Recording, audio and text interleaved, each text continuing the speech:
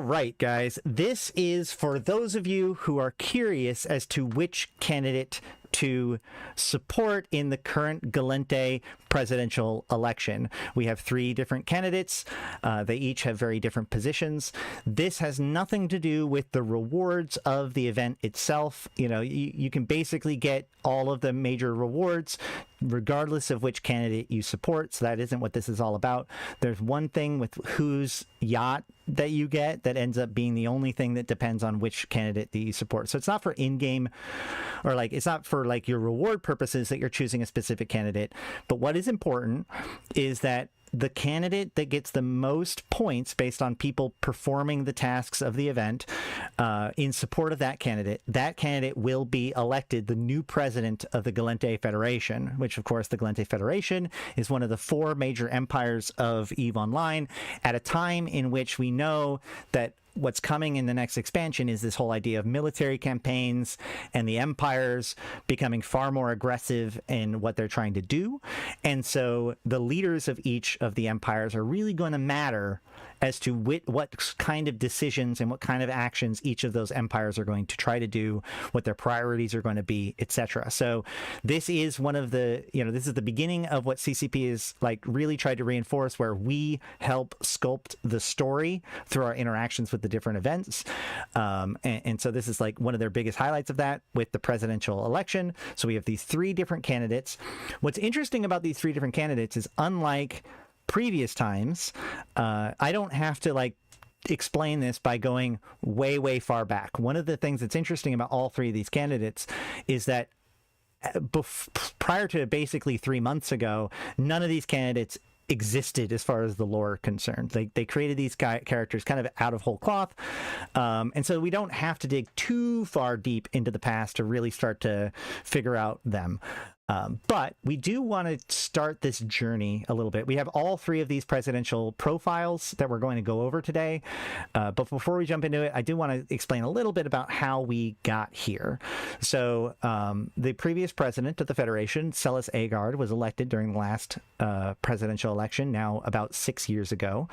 And, the election, which was supposed to happen last year, was postponed indefinitely thanks to the Drifter Crisis. And then even after the Drifter Crisis happened and was completed, President Aguard kind of sat on the whole election thing for a while until the real first move that led to where we're at right now happened with this scope video on January 23rd of this year. The scope video itself doesn't actually matter, but it is the news in brief, where we see that the approval polls plummet for Celes Aguard. Celes Aguard declines to respond to latest call for election. And we see for the first time one of our characters, Every Shore Senator Tenzin, calls for the revocation of the Aid Act amidst a rising unemployment. Now, the big thing that was controversial about Celes Aguard that she did... There's 3 basic pieces to Celes Aguard's presidency that was extremely controversial. Her first and most notable was during the events of Uprising, she took Intaki off of the war zone. The system of Intaki used to be in the war zone, but her and her forces decided enough was enough, and she mobilized the military and basically secured Intaki for the Federation. This is actually an incredibly controversial move, and so the future of Intaki has been one of those things to debate throughout this whole time, but it was not the reason why she ended up losing her support. The other 2 things was she did an act where she basically federalized a lot of the industry of the Federation, which kind of went by, was less controversial. And then that was followed up immediately by this Aid Act, which is Automation and Industry for Democracy, where it was this huge push towards automated industry, which caused 2 problems. One, massive unemployment within the Federation, and that's what Tenzin here is talking about. But also, it turns out it caused a bit more of a rogue drone problem. Turns out as you begin to experiment more with AI, there happens to be an issue with rogue drones. And we see more about that when a couple days later, the President Aguard was impeached. and we can see that she was impeached predominantly because of the Automated Industry for Democracy Act that was in YC 125, which is, of course, 2023. And the biggest thing that was noticed about it, what they actually discovered, was that there were uncovered rogue drone emergencies throughout the Gallente industrial sector following the passage of the AID Act, which reduced restrictions on AI intelligence. According to this community, this was an issue of public safety. Aguard ordered the Federal Intelligence Office to hire CAPS leaders to aid in covering up these events through the black budget payment listed as emergency aid. So this is in reference to the emergency aid home front. That basically the idea is that that has been this long-term issue when it comes to rogue drones that's been quietly building up. And so when this is exposed, that leads, following the publication of these findings, Senator Lucas Tenzin of Every Shore led calls for the immediate impeachment trial. The trial was conducted swiftly, and Aguard's impeachment was ratified by an emergency Senate session last night. So because of all of this, Lucas Tenzin, which is how he makes a name for himself, immediately steps in and pushes for this impeachment, gets it done. And he says, Senator Tenzin, an independent with no party affiliations, calls the impeachment a blow for justice long overdue, and explains that former President Celes Aguard has worked to hide the truth from the people, to hide the true costs of the AID Act, all while failing to support those very citizens that lost their jobs because of their policies. He was a long critic of the AID Act, and he gained soaring popularity after expanding welfare opportunities to those miners who lost work as a result of increased automation. And this is where we see the first little piece of what Lucas Tenzin really is. This is why I say that he's like a humanist, right? He has been pretty strong against automation, but more importantly about taking care of the actual people. And we see that in his actual interview, which we'll see too. And that's about it for this piece.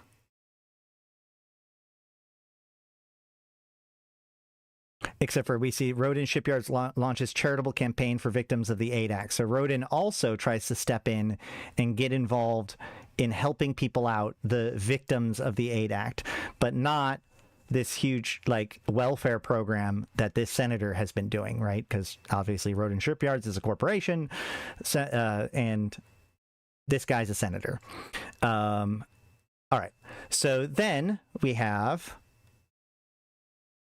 kind of off to the side, we see Gallente governor says restricting scientific exploration is not the solution to rogue drone emergence. So as this anger towards AID Act is really culminating, we see this other character, Alix Moreau, the governor of Boreans, who comes in and gives a controversial speech at the University of Cali on robotics and AI regulations. University of Cali is famously connected to the rogue drones. The Rogue Drone Cultural Society is also in Cali, and I think attached to the University of Cali. So there you go. The governor says, quote, "Our problem is not one of restraint, but understanding. Limitations placed on the scientific community by political entities and corporate loyalists have barred us from understanding the nature of rogue drones. Why do these spontaneous outbreaks of hostile intelligences occur? Why are the intelligences hostile at all? These are not questions that can be answered unless we are free to explore." So her position is okay, not just we should be afraid of rogue drones and the rogue drones are bad and therefore that's why we should not do development. Quite the opposite. She suggests that this is by backing off on that research, we actually might lose our ground in understanding of this whole thing. The rogue drones are just another thing to understand to her, right? She is a radical believer in the importance of freedom of thought and self-determination. She is of Intaki origin, by the way. She managed to secure a political position due to overwhelming support from the scientific community, of which she was once a member. She served in the assembly member on her home planet of Intaki Prime, as well as the head of the Union Scientific Researchers within the University of Cali before being elected to the governor of Boreans. Aguard, who, the former president who just got kicked out, calls it a reckless step too far.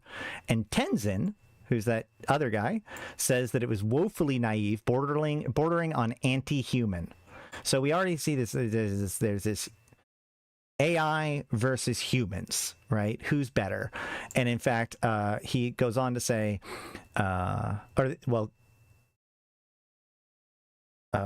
nope. That's later. And then, of course, Creodrone, which is one of the major robotics drone factory, companies, calls the speech an important perspective worth listening to, and the Intaki autonomists have backed up Alix as one of our greatest minds exercising her most fundamental rights, because she's very much about like election reform and stuff. Okay, so this and then finally, or before the last thing before the actual interviews, is this event where now Jackus Roden has kicked off her election bid. So she was the first person to actually announce her presidency. And so Roden steps in. This character, I just said all of these characters are whole cloth. Who's this character? She seems to not be whole cloth. Roden is obviously a well-established character. He was the former president of the Federation. He's, the leader of the Roden, or he was the leader of Roden shipyards. Big dude. And in fact, he has a granddaughter who's currently the person who's running Roden shipyards. Actually, let me spoilers. We can come back here and see, where is it? She mentions the other person. Yeah, Miliois Roden is the granddaughter of Jackus Roden, and she is the current head of Roden shipyards. But they've managed to say, okay, well, this new character, Soraya, she's always been here. She's also a granddaughter of Jackus Roden, but as they point out in her interview, an estranged son. So they're I guess cousins. I guess she's a niece, or she's the cousin of the current head of Roden's shipyards. But either way, so that's who she is. And so they kind of introduce her and say, much like her grandfather, when she ran, she does not currently hold any political office. In addition to her work as senior executive, Soraya Roden has been acting as the head's family's charitable foundation. Within these roles, she has often lobbied the Gallente Senate for business-friendly changes, and is a well-known figure around the halls of power. So that brings up kind of like the first major talking point about Roden, which is, of course, she's the corporate one, right? We have the humanist, you have the AI automation advancement one, and then you have the corporations are good actually character. So that's one of her big things. She's got, of course, backing from Roden's shipyards. Creodon has backed Alix. But the biggest thing about Roden and her shtick is she is the one of the three that is the most war hawkish, right?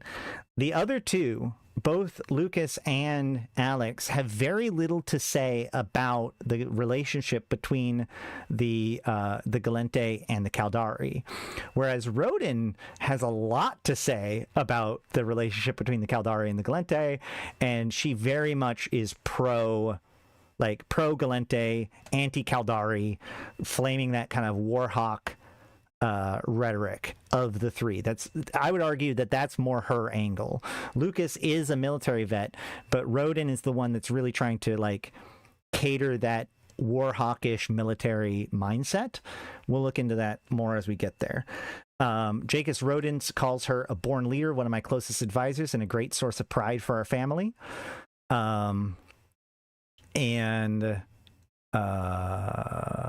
People need someone like Soraya who can see a path to the light ahead, not a hand to hold while they cower in darkness. So she does directly, her position through her grandfather does strike a little bit at Lucas. So Lucas, starts all this welfare stuff that becomes a point of contention by both Alix and Roden, who, Roden suggests that, handouts isn't the way to do it, enabling them to get in, the very pro-industry. Yes, pro-industry, pro-military.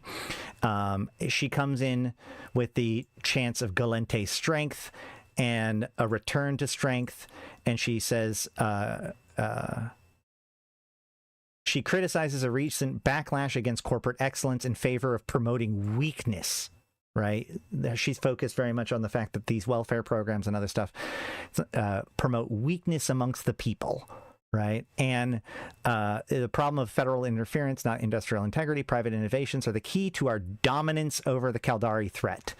So she's the only one that really refers to the Caldari threat as she comes in. So that, again, her very, very anti-Caldari position compared to the other ones.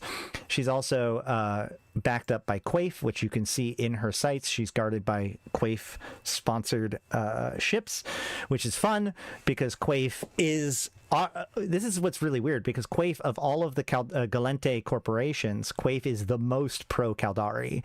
And Quaif has had previous problems with using soft drink induced nanocontrollers to sway senatorial elections during the last major election. And since then, you know, first of all, those nanocontrollers come from Lidai, which is a Caldari megacorporation. So Quaif has been working alongside Caldari megacorporations for quite some time. And in fact, when the Caldari took a bunch of systems in Syndicate in order to protect the Intaki Syndicate from the Gallente, who came in to help build up the facilities? Quaif. So Quaif has had this really, like, almost been more pro-Caldari than pro-Gallente in the last few years, and yet they're backing the most hawkish of the presidential candidates. So that's interesting. No one cares more deeply about the future of this great nation. She has always been able to stoke the fires of ambition in everyone she speaks with, and I cannot wait to see her do the same for all of the Gallente. So, and anything else? No. Okay. And all of that brings us to these three presidential profiles. And the thing I find very interesting about these presidential profiles is that you can tell that the person who wrote them, whether it's like, you think about it as the in-character person that's writing these, because you do have this new person, Johanna Morcoso. She has a kind of a voice through these interviews. She has her own kind of rhetoric. But through that, I feel like the storytelling really tries to drive home both what defines that candidate and kind of the spooky thing about that candidate, like the dark side about that candidate. So we're going to look at these closely, and I'll try to point them out when we get through it, okay? So, all right, we start with... election news and presidential profile, Senator Lucas Tenzin. 2 more candidates have joined the Gallente presidential race in recent weeks, because the first one was Roden. Boyan's governor, Alix Moreau, has declared her intention to run while giving the keynote speech at a robotics symposium held in the Lersaten Cryodrone factory. Moreau's bid is being backed by the newly formed Autonomous Party, a federal offshoot of the Intaki Autonomous, whose flagship issues is the greater empowerment of local authorities. Though Moreau's more radical views are not shared by all autonomous, they have thrown their support behind her in hopes of riding her surging popularity to success. Somebody tried to correct me on my pronunciation on her earlier, so let me just double check to make sure. I probably am still getting it wrong. I don't know if I can find it. I'm doing my best. It's French. The final candidate to declare was the rising star Lucas Tenzin. Tenzin announced his candidacy via Federation-wide holocast. Running as an independent without any party affiliations, Tenzin hopes to bring the humanity-first policies that have won over his home region of Every Shore to the rest of the Federation.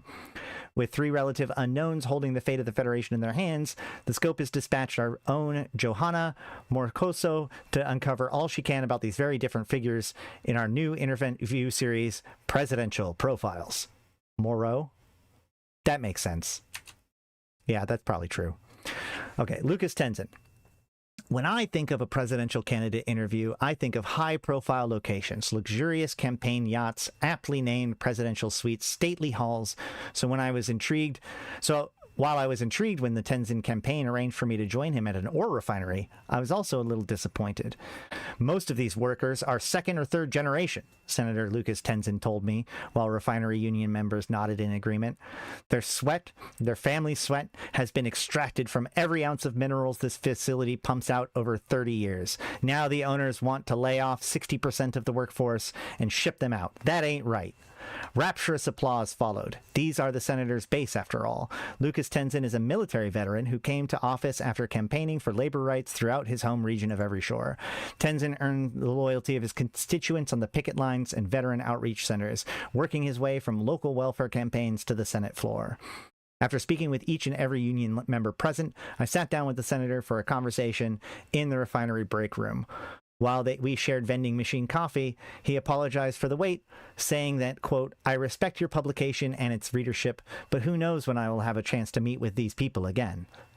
Tenzin joined the military at the age of 18. He received a Heart of the Freedom Medal for his service, but when I bring it up, he waves dismissively. That I am here today is not thanks to any kind of heroism on my part, but thanks to the good doctors and an abundance of luck. If one of these refiners were to experience an accident with similar consequences, their fate would be very different. Few could doubt Tenzin's interest in the needs of the Federation worker, but his critics have said that the interventions on behalf point to an anti-innovation attitude. Anti-innovation is the kind of mud people love to sling when you call them on their nonsense, Tenzin said, an eyebrow cocked as he leaned back in his chair. Without the innovations of Gallente scientists, I would not be sitting here right now. Instead of being dead, I have a heart that can be beat up to 6 times faster than a baseline human, lungs that require half the air, and an eye that can see infrared. Tenzin has received over 37 separate augmentations after nearly dying when his ship exploded. I am not anti-innovation. I just think that some people are pointing in the wrong direction. Why invest in smarter robots when the infirm would rather transfer into an Upwell clone than remain in the Federation? During my first tour, I fought rogues on the drone regions, and none of them seemed very keen to make my life better. We have already been gifted with the greatest intelligence our cluster has to offer. We should be investing in the bodies that house them.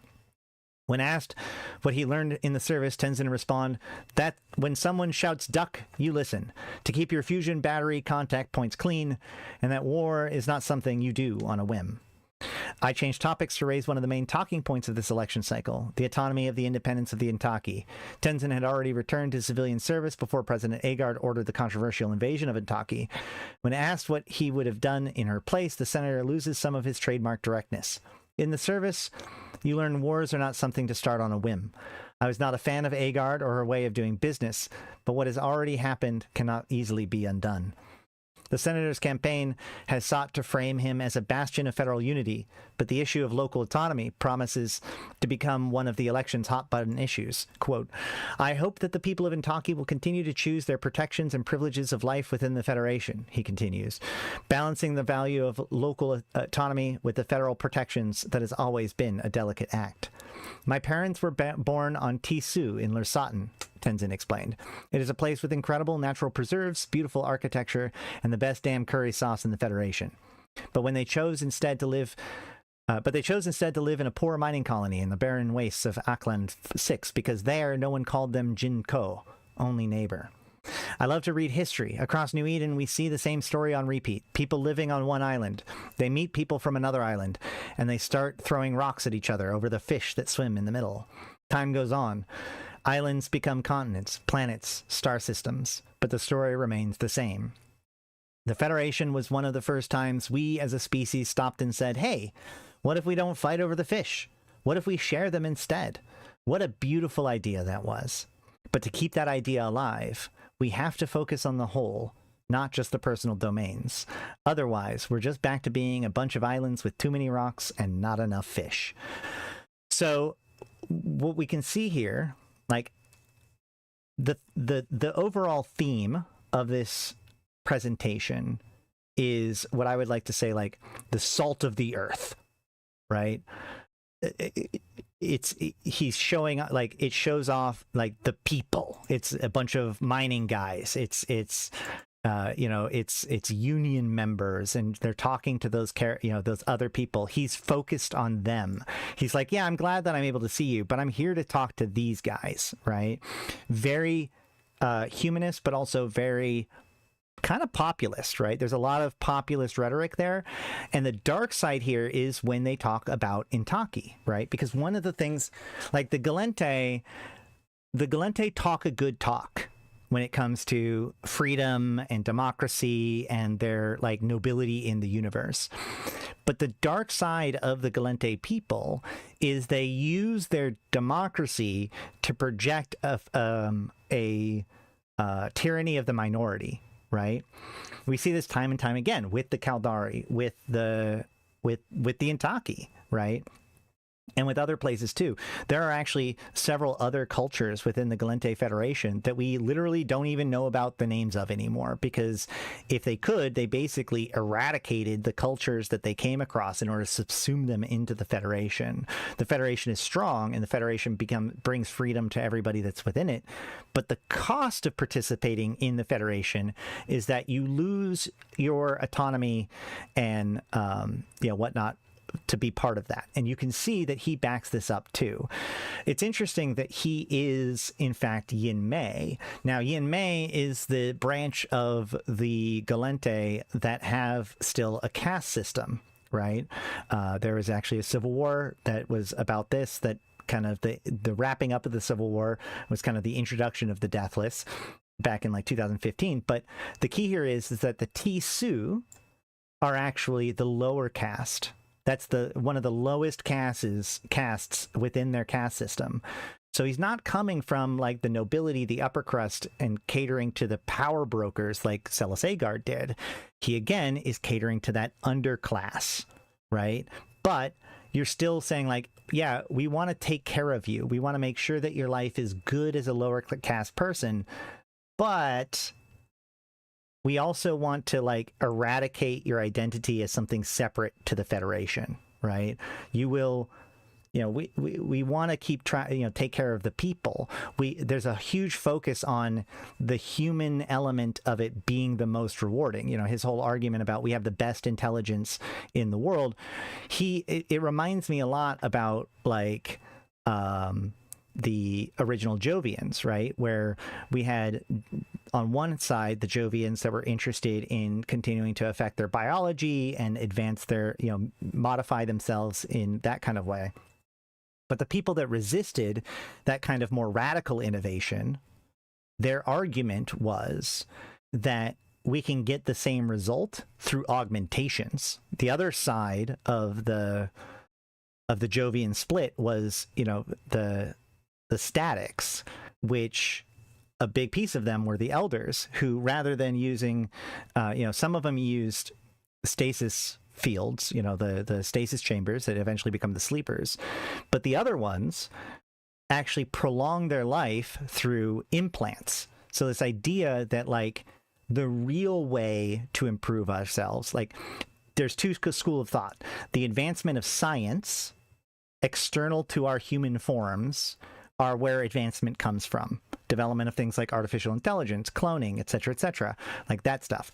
And then there's this other half of the argument that actually we, the people, are the most important part, and it's about improving those people to make, even through augmentation. And you can see that kind of position exemplified in Tenzin. So very much salt of the earth, take care of the people, but at the same time, by winning them over, he's hoping to kind of subsume their individual identities to create a collective identity. And that's how we build a strong federation. That's kind of where he's at, right? So this populism is a little bit spooky, but let's look into the next character. Alix Moreau. Haha. Alix Moreau does not like to be interviewed. During their career, they have given lectures, chaired roundtables, conducted symposiums, held rallies, published books, authored research papers, and much more. When I met them today, it was their second ever interview. She doesn't like to be in person, right? She doesn't like to. She likes to the things external to the actual being. I would rather give you a speech than talk to a person one-on-one. Very interesting. The previous journalist to receive this honor spoke to young Moreau after they became the youngest ever Intaki citizen to be accepted into the University of Kali. The interview lasted 5 minutes and was canceled after the 15-year-old Moreau called the questions asinine and reductive and then walked out. We'll get to that in a second about the whole she and they thing. Okay. Yes, we'll talk about that but I will say I'm basing this off of the fact that when she first comes into the limelight, they do say she multiple times. She served as an assembly member, etc., etc. it is worth noting, and we'll talk about this when we get there. I know, spoiler alert or whatever. In this particular interview, they only ever refer to them as they, which might be a clue, but we'll talk about that in a second. All right. Hoping that I can fare better, I met Alix Moreau in their new campaign center being set up in Boyens 5, an active worksite, construction drones whizzing past me as I moved through what felt like a storm of metal. Despite appearances, a member of Moreau's campaign team explained that this is actually a carefully choreographed ballet operating at a level of algorithmic precision too great for the human mind to calculate. Human staffers and visitors like myself were encouraged to stick to green lines painted on the floor. Restricting human movement into these safe paths apparently allow the drones to operate at greater efficacy and ensure that, though they may fly by at terrifyingly close distances, there will never actually be a deadly collision. At the end of the storm lay an area of completed construction, and within it, the immaculate calm of Alix Moreau's personal office. Pragmatically angled white walls are covered in green holo displays. Most of these are monitoring campaign-relevant statistics, the governor informs me, as my gaze is pulled into the endlessly scrolling data streams. Demographics, Federation administrative intel, live news streams, etc. Though there are certain ongoing research projects I like to keep track of, offering support where appropriate. Dr. Alix Moreau support is not limited to lending political capital, but with PhDs in both robotics and quantum computing and 5 years as a professor of automated technologies, they are one of the Federation's leading experts in their field. Moreau initially made the move from academia to politics to protect her fellow researchers' right to free inquiry. Researchers should be allowed to should be free to follow the science, wherever it may take them. Moreau informed me, the freedom of ideas is a foundational principle within the Federation. Without the freedom to explore, to take risks, the Gallente would never have reached out to their neighbors.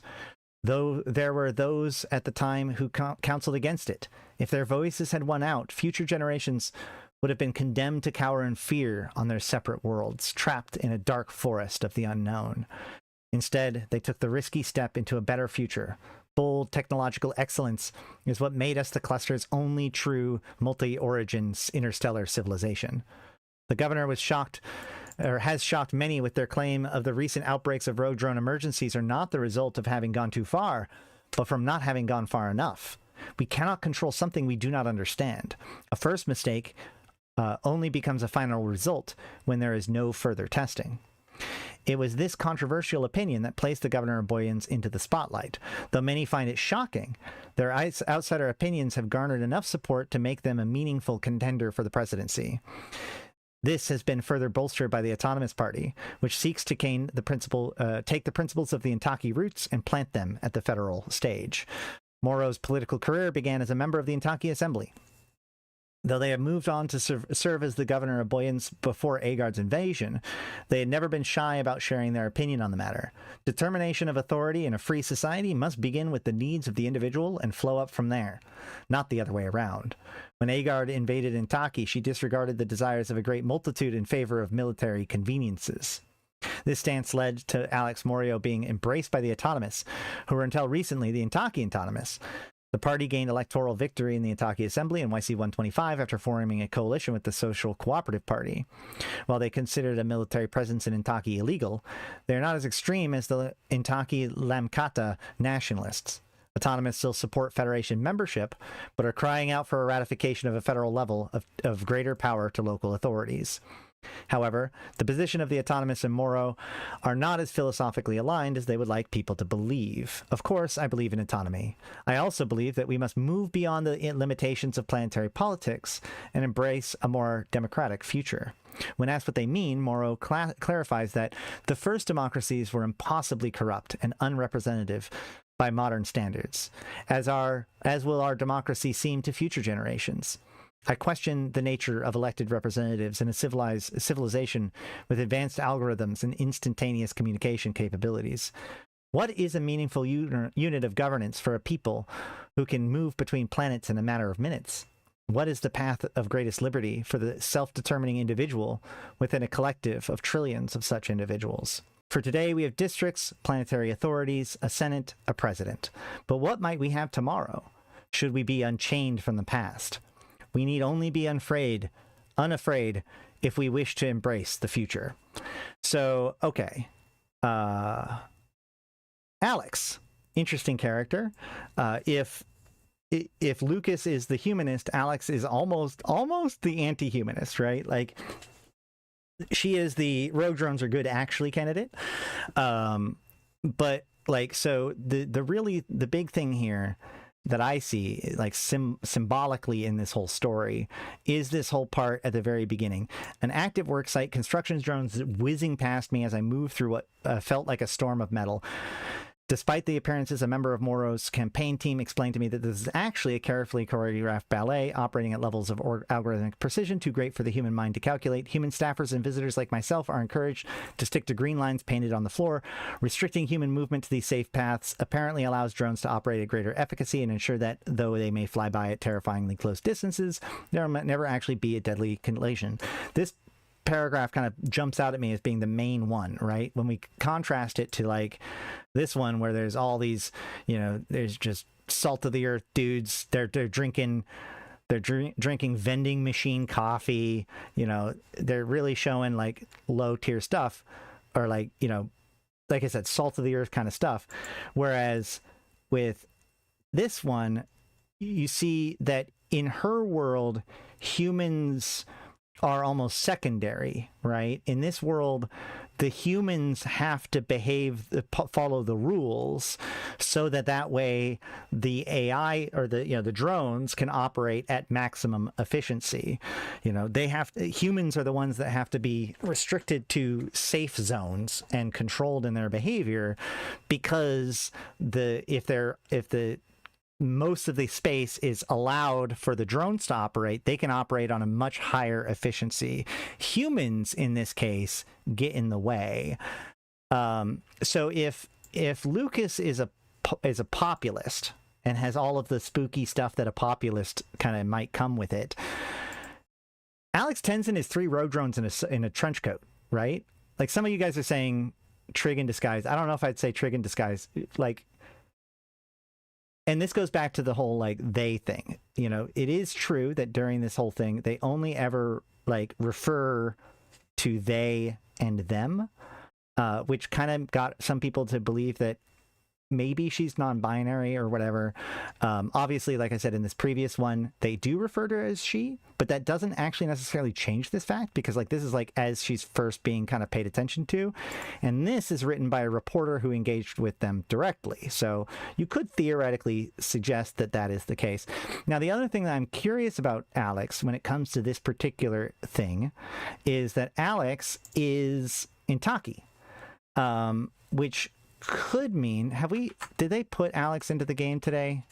I don't think they have they? Let me double check. Yeah. So the reason why I'm wondering this, although it is University of Cali, but it's only less than a day, so this had to have been made by a player. Okay, well, the thing about this character is she is Intaki. And the Intaki include reborn. So I don't know if she is reborn, but there's a certain population of Intaki that are what's called reborn, where the Intaki have a consciousness transfer and like tech. So like when somebody in the Intaki get old, sometimes they take a baby and they transfer the consciousness from the old person to the baby, so that way they can have a second life. That somewhat kind of eliminates the previous consciousness.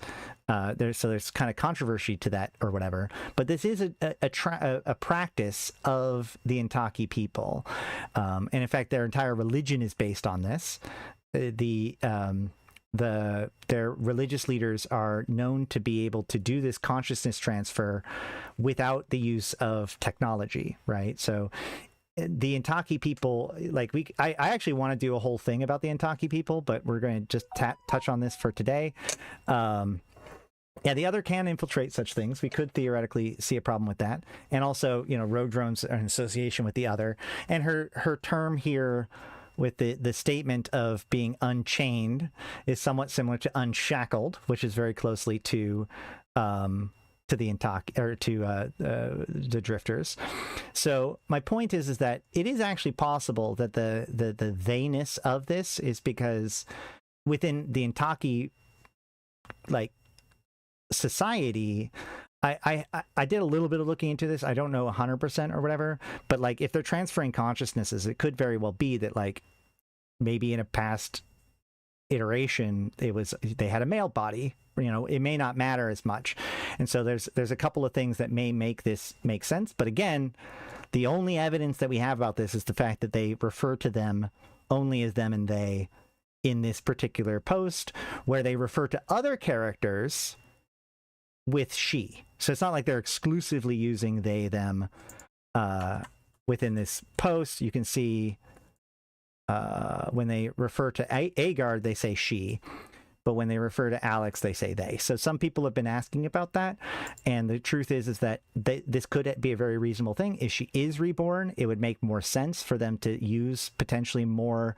gender neutral terminology, but I can't say for sure either way. The point of the matter is that she believes that science is more important than people. That's just the frank of it, right? Technology is more impactful, more valuable, more useful than individual people. That's her dark side, right? And so this is why I actually support her the most, because, you know, as a Capsuleer, not a Gallente Federation citizen, it's extremely interesting to me that she seems to be the most, like, the introduction of the most chaos to the situation.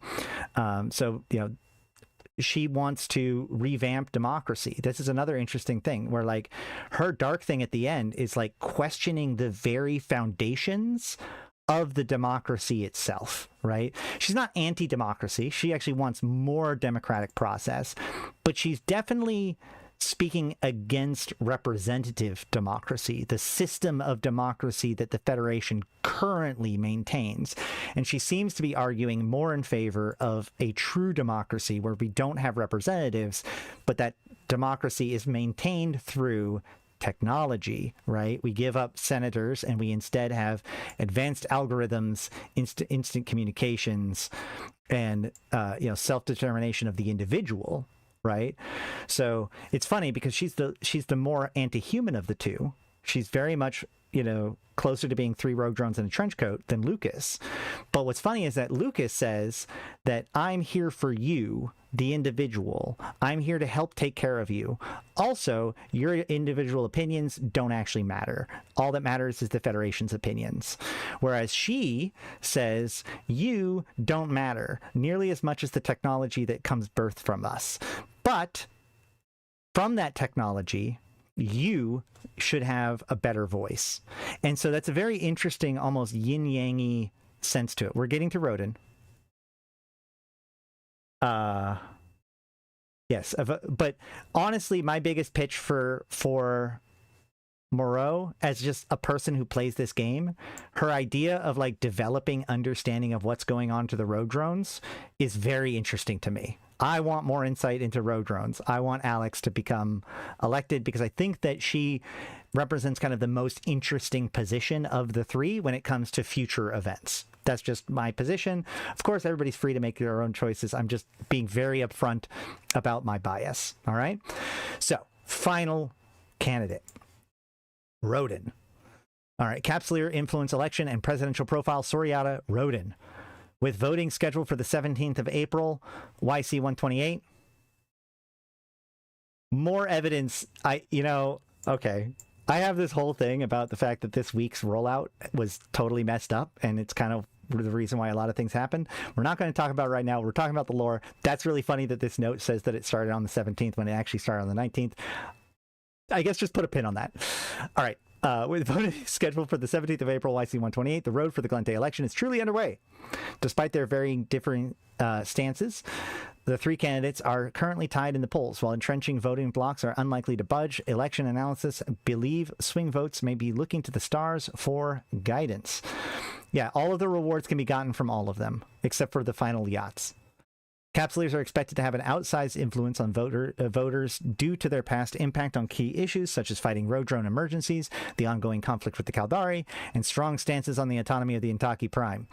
New reports are coming in that road drone outbreaks resulting from the Aid Act have become spreading beyond Galente borders. Now, new out-of-control road drone production sites, dubbed rampant fabricators, have been spotted across New Eden, and it'll be Capsuleers who were once again called upon to keep this threat under control.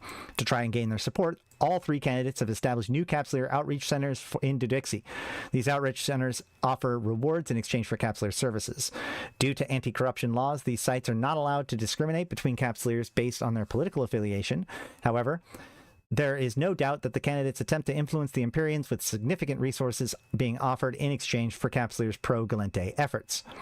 Here to complete our presidential profile series and provide our readers insights to their final candidate interview is Scope's own Johanna Marcoso. Now, before we do that, I just want to jump into this and point out, so this is obviously the justification for the event. I was early on kind of humming and hawing about why we're allowed to influence the election at all. I was wondering whether or not there'd be some sort of crisis. It's kind of not really a crisis so much, but it is like, it's soft influence that they're like wishy, like they're hand waving this away to be like, hey, we are allowing players to decide the election. It is kind of weird that Capsuleers get to decide the election for a bunch of baseliners, but this is why, right? It's the idea like the race is so neck and neck that what we do will influence people enough to actually sway the election is kind of the excuse. It is also like, this is not unheard of. The very first Galente election that happened when the EVE Online was released also was in front of their idol. The woman who has walked into the stage is not a holoreal star, a musician, or a sports hero. It is presidential candidate Soraya Roden. And the very sight of her face sends waves of euphoria through the crowd at her ecstatic supporters. I wonder how much of that wave of euphoria is due to Quaif. All right. It is not a coincidence that I asked to meet Soraya Roden for our first interview after this rally is complete, or that I am encouraged to attend the rally from inside the crowd. Roden ships rocket by overhead, carpet bombing the crowd with campaign merchandise sponsored by Quaif. Skyscraper-sized holograms depict Soraya Roden booting the Caldari State Sea into the upper atmosphere. It is a spectacle like no other, and there has been one just like it on a different planet 5 nights a week since Roden's candidacy was announced. When we met backstage in her concert trailer, a refitted 1-kilometer-long Megathron-class battleship, I asked her about her personal history. Unlike the other candidates, Roden does not have a background in public office, having worked instead at the ship manufacturing behemoth Roden Shipyards since graduating from the Center of Advanced Studies. Daughter of the former President Jacques Roden's estranged son, she has been a mentee of her grandfather since her youth. People think that I got to where I am purely by virtue of birth, she tells me. But believe me, my grandfather and cousin made sure that I worked twice as hard as everyone else. The cousin to whom Soraya refers to is CEO of Roden Shipyards, Meloise Roden. Meloise has always been an inspiration to me, but we have followed a different path.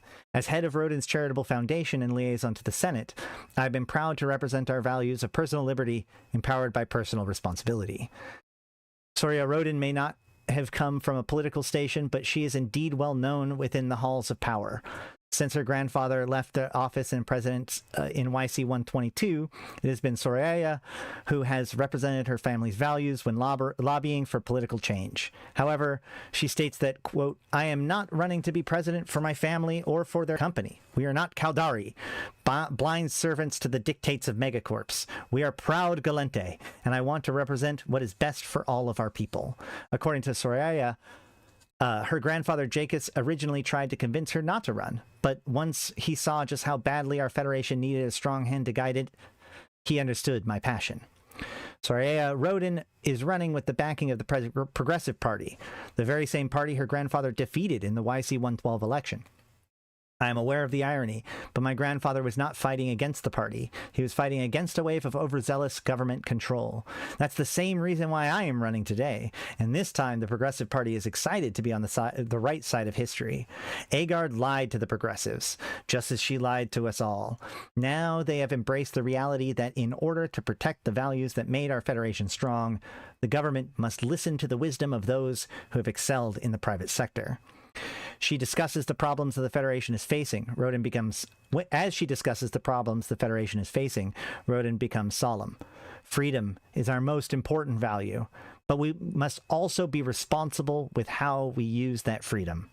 Too often, federal authority can be abused and place collective welfare over the individual's right to be exceptional. Red tape strangles the very people we should be lifting up. Of course, our government can also be irresponsibly lax. Pragmatic controls are needed to ensure sane limits, and we should empower private companies to set those limits. And no, I don't just mean Roden here. Duval Laboratories has some of our greatest minds, and there's been a greater innovator has there been any greater innovator in the robotic space than Creodron? As a proud Gallente, I am inspired by all of their stories and believe that all such successful innovators deserve to be heard. When it comes to foreign policy, Roden's campaign has been heavy on aggressive military rhetoric. I am not ashamed of that, Roden says. Roden explains. Together we are the greatest power the cluster has ever seen. We should not be ashamed of that power, nor should we be hesitant to defend the prosperity that has guaranteed it. Vicious Caldari assaults in the past have hit at the very heart of our Federation. Should we allow that to happen again? Not on my watch. Roden is also clear that what this means for the controversial military buildup in Intaki. In these troubled times, our Federation needs security. That security benefits the people of Intaki as much, if not more, than everyone else. Intaki Prime is a beautiful place, and its people are treasured members of this Federation. I will do whatever it takes to protect them, especially from contrarians who like to benefit from the security our Federation brings, as long as it isn't situated on their doorstep. The Intaki deserve better than that. News in brief. SOCT scientists blame Drifter wormhole experimentations for changes in connected wormhole behaviors. Concord unveils new rogue analysis beacon to aid in the fight against rising rogue drone occurrences. Eating.com reports shift in abyssal energies inside Pochvin, resulting in quantum probability shifts. Pilots warned altered Pochvin abyssal energies may interfere with ship location information. Reports on Triglavian tactics within Pochvin suggest shifts in response to energy changes. Mimitar Republic announces increased incentives as they launch new military initiatives within Tabitzer. CEP Chairman Akimaka Saraki calls all Gallente presidential candidates troubling for cluster stability. Samatar Malatu Shakur wishes the Gallente people wisdom and caution in upcoming election. Empress Caddis I expresses willingness to continue trade with whomever serves as the next Gallente president. So that is all of, this is today's New Eden News, which is the third of the different presidential profiles. And when we look at this one, again, we kind of see a story that's being told about them through kind of the context, right? So with the first one, we have, salt of the earth. It's just a bunch of people. It's just a normal day of like a bunch of miners working at a shop. They've got the vending machine, coffee, all that sort of stuff. Over here, we have this area that's like highly industrialized, but it's all drones, and people are being told to walk green lines for their own safety, et cetera, et cetera. Here, we have a rock star, right? Like she's the candidate's candidate. She is the voice of kind of old school Gallente supremacy ideology. She also really seems to be like, if you liked Celes Aguard, but you just didn't like some of the things that she did, but you liked the stances that she had, then Roden is your person, right? She doesn't have a problem with any of the things that Aguard did, except for the fact that she lied about it, right? And she also represents that progressive party. So that very semi-militant, like militant, protecting the Federation strength, the steel beneath the velvet, that kind of vibe that we got from Celes Aguard. She picks that up and runs with it. and continues that tradition.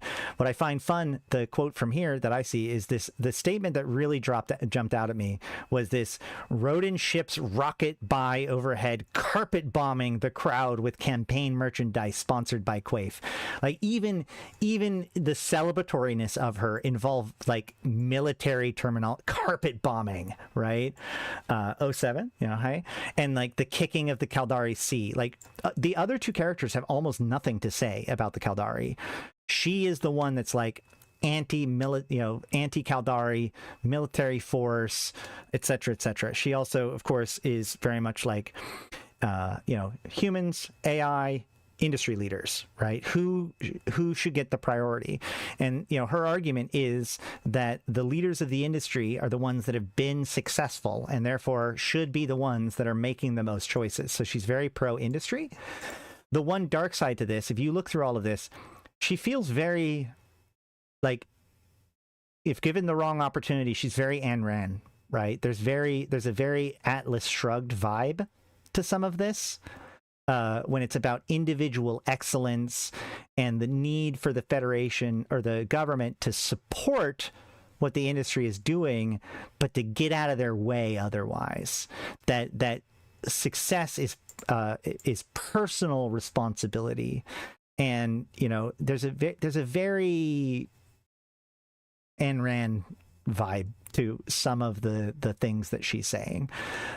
So like I said, and whether or not that's good or bad, I'm not talking about like the realities of any of these kind of political ideologies. That's up to the reader to decide, or the watcher to decide. But I'm just saying, like, they are allowing to. No, I'm not going to do that. They are. Each of them are kind of feeding, they have both kind of this very positive message, but this kind of darker message that underscores that. So here are your three candidates. Luckily for everybody, she definitely like an oligarchy kind of vibe to it, but maybe not, because again, like an oligarchy almost implies kind of a system of the Caldari state, right? Like, she clearly feels that there's a balance between the Federation and the actual like industry leaders, that the industry leaders should be able, like, they're something that the Federation should support. But she does push back at the idea because, remember, they have to differentiate themselves against the Caldari. So like a real oligarchy would look more like the Caldari state. She has the whole bit of had to work twice as hard, rings so hollow. Yes, she does like to like counter her nepotism rhetoric. It gets emphasized that she is an estranged. I mean, she's from the estranged side of the family. She had to work twice as hard. Whatever. She's part of the. She's not part of the business side of things. She's part of the charitable foundation. Thank you so much. Oh my God. Yeah. So, she runs the charitable foundation. So it's kind of interesting because like in this one, in Lucas's, they're trying to be like, yes, he's military and yes, he's a populist, but don't worry, he's not exactly Mussolini, right? He's not using his military service to suggest that being part of the military service is what makes his leadership good. He's like avoiding that trap. So he is a military veteran, but he mostly leans in on the fact that we need to focus on the people, the actual people. So very much that like humanist side of things instead. Yeah, not quite the other half. Whereas like she definitely has that other half of the vibe, right? Where it's again, I mean, I can't say it any other way besides it reminds me very much of BioShock or Atlas Shrugged, etc. sort of kind of mentality of like the people who are being successful because they're the best, and so we need to recognize that and support that rather than just making sure that everybody gets by, because when you make sure that everybody gets by, it makes them weak. And that's a position that is also kind of parroted by Alix as well, right? Because like Lucas argues that we need to provide help for these workers because everybody matters. And these other two kind of say, well, if we give people too much support, it will make them weak. With definitely Roden, the one that has the stronger position in that regard. But yeah, so those are our three candidates. Those are everything basically that we know about them, because these are kind of three new characters that have come out. If you want to know more about all of the events that have led up to this, I have several other videos that have come out about the Gallente politics and the history of all of this, including the what led up to this impeachment and election. Let me know down in the comments below which one you're going to be voting for. I'm going to be supporting Alix. We all know that. But I hope this was useful to you in being able to decide a candidate for you to support in this election. Because like I said, the thing is that each of these are a very different mentality. And this reminds me very much of the Amarr Championship, right? During the last Amarr Championship, each of the noble houses, like there's a big tournament, the winner of the tournaments got to be the champions for each of the houses, and then the winner of the champions tournament got to select who was the empire, the emperor or empress of the Amarr, which is how Caddis Tashmerkon became the new empress of Amarr. But like that could have gone any way, right? So back then, like each of those characters of the six, there is something interesting about like if they would have been elected. And Celes, not Celes, Caddis Tashmerkon, it was very much the most politically and economic savvy of them all, and they were the ones that she was the one that had the most connections to outside groups, having made her fortune within the state. So when she became the empress over Jamil, that actually kind of toned down a lot of ways that the Amarr were behaving, because Caddis is a much more shrewd kind of politician as opposed to somebody who's kind of pumping up religious zealotry more than anything else, like Jamil did. And so it was actually kind of a stabilizing force with the Amarrian politics, at least as far as they were concerned with other empires, for the most part. But it really would have mattered which one got chosen. Khanid would have navigated these last 10 years very differently than Caddis Tashmerkon would. And now we have a much more direct control. We have these three different methodologies, these new ideas of what should define the Federation. The Federation should be defined by how well it supports its people, which may be seen as placating them, which is something the Gallente are known for, by the way. The Gallente are really, really known for in a brave new. If we're going to talk about like dystopian novels, if she is Atlas Shrugged or whatever, he is Brave New World, right?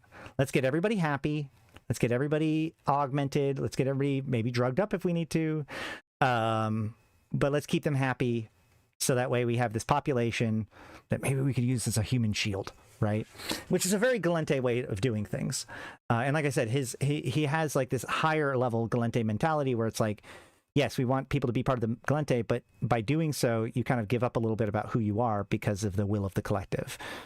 In her case, I don't know if I can think of like the direct sci-fi dystopia she plays to more, just because it's so dangerous. Like we don't know exactly where Alix can go, but that's probably that's the reason why I'm most excited about it. She's excited about her. Like she represents to me like the most opportunity for revelation about the mysteries of the game. Minority Report, maybe.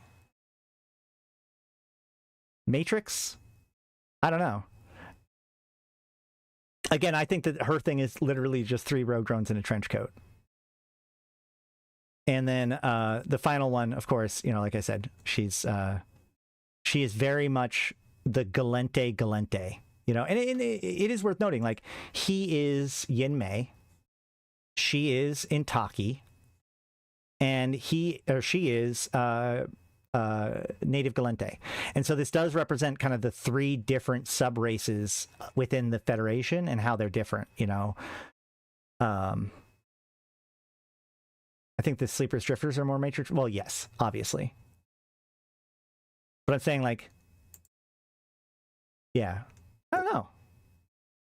I don't know what to think. Like, I don't know what the direct comparison to Alix is, besides every cautionary tale of rampant AI development in the history of ever. Yeah. All right. Well, let me know what you guys think. If you guys are watching live, stick to it. If you're watching this edited, make sure to like, comment, and subscribe before you head out. But either way, I do want to give a shout out to my top tier supporters and really anybody who does like, comment, and subscribe. You guys are all amazing. Share this with a friend, especially this because people need help figuring out which ones to vote for. So this is hopefully going to give you everything that you need to know to make a at least informed decision as to who you're going to support during the election. Again, the rewards don't matter. You can support any one of the three and get all of the rewards. The only exception is that final yacht reward, which of course can still be bought on the market or whatever. But all the Skinner components, all of the Plex, all of the LP, everything that you get, or not LP, but everything you get, and the tokens to buy stuff, you can get it regardless of who you support. So this is simply a decision of who you want to see be the new president of the Federation. But we're going to be covering this a lot more in the future. So make sure to subscribe to the video, to the stream for the channel for more. And I do want to give thanks to everybody who goes that extra mile to support the channel by becoming a member or a patron or buying or picking up some merch. I've got things like this mug and t-shirts and such that's available down below. But just $1 a month as a member, you get access to edited videos early, you get emotes, and you get to become part of the supporter chat in Discord, and you get to vote on what content I'm going to do each week when we don't have big news to discuss. So all that said, I do want to give a special shout out to my Immortal tier supporters: 745 MPSI, Erdenika the Queen, Bad Boy Smooth, Ebo Elite, Erlidis, Alanje, Flash Gordon, Grims, May, Malik Starfire, Malin, Mercuton, Mayak, Michael, Nihilum, LM1, Sheesh, Susuro, Thrans, and Rid. Thank you guys so much. We are staying live, guys. We're not even close to being done. Don't leave yet. But if you're watching this edited, we're probably about wrapping it up. So with all that said, I've been Ashrathi, the voice of New Eden, and I'll see you in space.